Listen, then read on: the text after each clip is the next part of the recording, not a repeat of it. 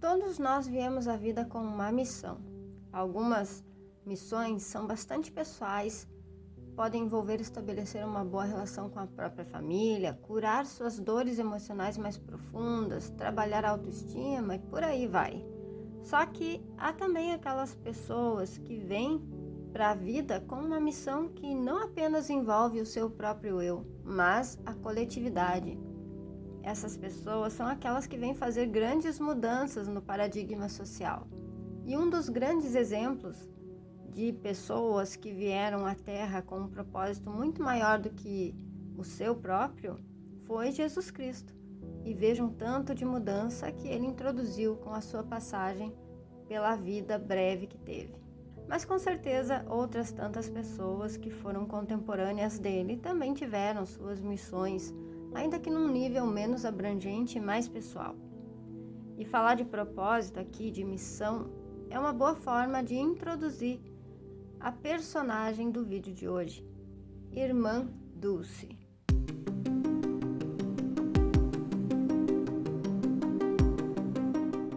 Maria Rita de Souza Lopes Pontes, nascida em Salvador, a 26 de maio de 1914, Irmã Dulce, como ficou conhecida, é ainda hoje lembrada por suas obras de caridade e desde cedo lotava a casa de seus pais com pessoas doentes.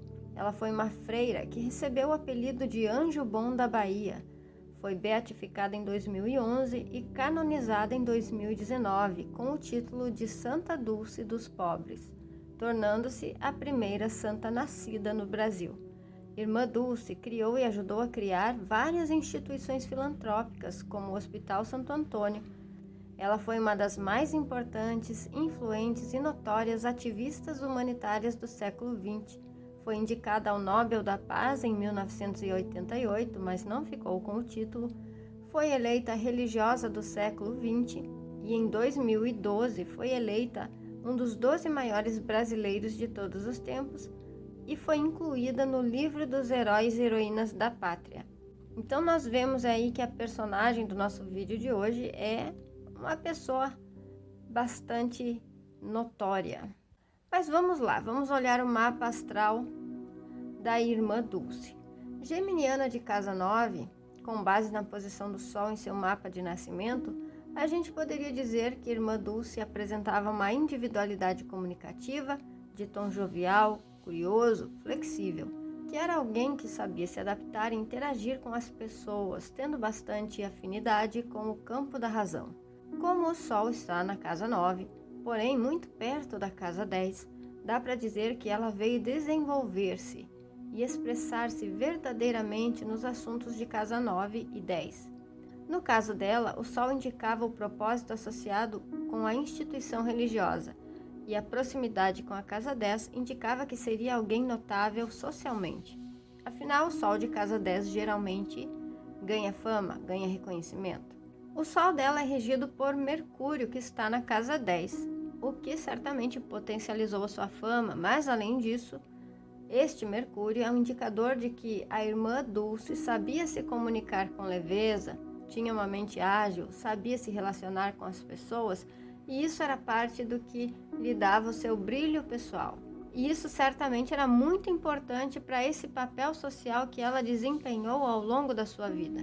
Mercúrio também rege o ascendente de Irmã Dulce, e geralmente quem tem o ascendente no signo de Virgem acaba sendo uma pessoa muito trabalhadora, com uma necessidade de ajudar de forma prática, com coisas úteis. Isso mostrava também uma pessoa realista, eficiente, versátil, que fazia o que era preciso fazer. Uma pessoa disposta a ajudar e provavelmente usava do seu intelecto e da sua habilidade social para isso. Com uma lua geminiana, sim, ela precisava se relacionar com pessoas e disso a sua imagem pública dependia, já que essa lua também está na casa 10.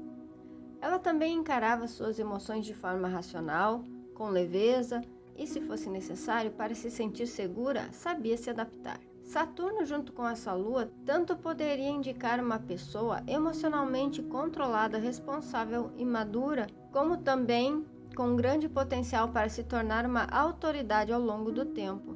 E não à toa ela se tornou santa, pois a mera possibilidade disso foi resultado de todo o esforço que ela fez ao longo da vida. Mas esse Saturno, junto com a Lua, também poderia indicar uma pessoa emocionalmente limitada, como assim? Com dificuldade de expressar aquilo que sentia. Aí eu dei as duas possibilidades para você. Agora falando sobre Vênus. Vênus está em Câncer, então ela realmente levava jeito para cuidar, para acolher, para nutrir e proteger pessoas. E provavelmente isso lhe dava satisfação e prazer. E não é à toa que ela fez isso a vida toda, e isso também é notável na forma como ela é conhecida. Vênus está junto com Plutão, e Plutão traz uma capacidade de entrega muito grande, uma habilidade de se dedicar e se aprofundar nas coisas. No caso, ela se aprofundava no cuidado aos outros, era uma mãezona, e de fato seu nome é sempre relacionado à caridade, a amor ao próximo, fato pelo que ela é intitulada Mãe dos Desamparados. Isso foi gravado até no epitáfio do seu primeiro túmulo. E é interessante também observar que esses dois planetas estão na casa 10, muito perto já da casa 11. Então esse fator, esse cuidar, ele é muito relevante para a fama dela, para a imagem profissional dela, para a imagem pública. Também se poderia dizer que para essa pessoa o poder está no cuidado, né? O poder vem do cuidado, mas o poder dela, no caso, ele era intelectual, era social, associado com Vênus, que era emocional nesse caso. Vamos falar de Marte. Marte em Leão indica uma atitude que tem que ser honesta, generosa, firme e, a princípio, com confiança em si mesmo. Como está na casa 12, a gente consegue ver que a irmã Dulce se dedicava bastante, gastava bastante energia com os assuntos espirituais, com o trabalho de conexão com a sua própria verdade. Também, esse Marte indica atitudes no campo curativo, voltadas aos menos favorecidos, podendo ser em instituições, e afinal estamos falando da Casa de Peixes. A Casa de Peixes fala de um trabalho solitário, um trabalho dentro de instituições que tende a fazer a visão da vida se modificar. Outra coisa que é interessante observar é que o Marte, ele está no decanato de Júpiter, tá? Então não é aquele Marte que quer se autoafirmar, como seria no caso de um Marte-Marte, também não é um Marte criativo, artístico, dramático, como seria o caso de um Marte no decanato de Leão mesmo, mas é um Marte idealista, é um Marte que quer fazer mais. Agora vamos falar sobre o Júpiter da irmã Dulce. Júpiter em Aquário, então Júpiter já potencializa as relações, potencializa todo o arquétipo aquariano, especialmente voltado ali para o decanato de Libra, ou seja, é para as pessoas. Ela acreditava nas pessoas. Júpiter fala das crenças. Então ela acreditava nas pessoas, na igualdade, na possibilidade de construir uma sociedade melhor. E como esse Júpiter está na casa 6, aquilo em que ela acreditava era utilizado no trabalho e influenciava fortemente a rotina dela. E aqui a gente vê uma grande capacidade de expansão através do social, de trabalhos sociais. A gente vê que ela foi uma ativista social. E esse Júpiter, ele tem muita relação com isso, somado a um outro fator que nós já vamos ver, que é Urano. Urano também está na casa 6, indicando que no trabalho de Irmã Dulce, coisas imprevisíveis poderiam ocorrer, que ela fazia um trabalho diferente daquilo que era o comum, que ela levava uma certa rebeldia para esse trabalho, um certo impulso por fazer a diferença para a rotina de trabalho dela. Ela queria fazer a diferença, ela tinha esse impulso, esse desejo, ela queria mudar as coisas através do trabalho dela. Esse Urano de casa 6 também mostrava a instabilidade na saúde, com questões relacionadas ao ar que ela tinha.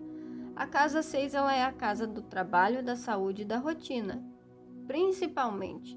Então, um Urano na casa 6, ele geralmente pode trazer uma certa instabilidade para as questões de saúde.